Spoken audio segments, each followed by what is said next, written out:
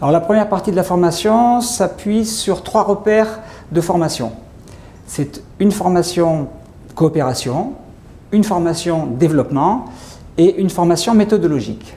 Alors la formation coopération, l'idée c'est vraiment de partir du terrain. C'est-à-dire qu'on va partir des atouts des SIAE, les structures avec lesquelles on travaille, qui sont les structures d'insertion par l'activité économique. Ces structures-là font plein de choses captivantes, positives avec les salariés qu'elles ont dans le cadre de l'insertion. Par exemple, elles mettent tout de suite ces salariés en poste de travail d'emblée. Et en mettant les salariés sur le poste de travail, elles repèrent des tas d'atouts, de compétences qu'elles vont pouvoir valoriser face à l'entreprise. Et pour constituer ce réseau d'entreprise, par exemple, à l'équipe qui a un projet qui s'appelle Épices à panier, elles sont parties d'un point très simple. Chacun des permanents connaissait 3-4 entreprises. Ils se sont réunis, ils ont listé les entreprises avec lesquelles travailler, ils ont fait la même chose avec les partenaires, et d'emblée, ils ont eu une quarantaine d'entreprises qu'ils pouvaient facilement prospecter et contacter. Alors la formation développement, le principe, c'est encore une fois de partir des structures et de les amener à trouver les solutions qui correspondent aux obstacles qu'elles rencontrent. Et les formateurs viennent aider ces structures à développer ces solutions et entre les séances, les SIAE vont mettre en place ces solutions, ces leviers. Et à la séance suivante, on va pouvoir analyser ce qui fonctionne, ce qui marche, on va pouvoir valider des leviers de relations entreprises, de travail avec les salariés et on va pouvoir développer de nouvelles solutions par rapport aux obstacles rencontrés. Cette stratégie de formation-développement est très intéressante parce qu'elle permet une très bonne appropriation de la démarche par les structures.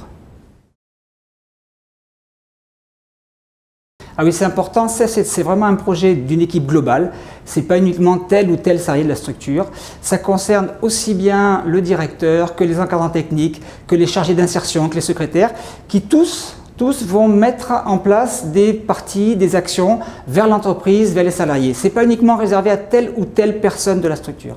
Et plus la démarche se fait d'ensemble, plus il y a une dynamique collective et plus on a des chances d'avoir des résultats efficaces. Alors la troisième partie ou troisième repère de formation, c'est ce qu'on va appeler la formation méthodologique.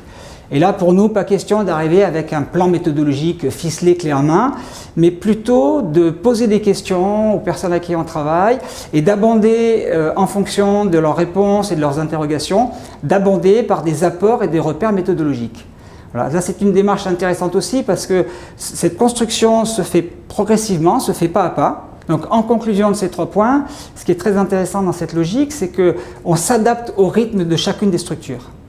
Et dans SEV, finalement, la fédération des acteurs de la solidarité apporte avec les formateurs une approche et c'est chaque structure qui va construire sa propre méthodologie, chaque participant qui va construire sa propre méthodologie.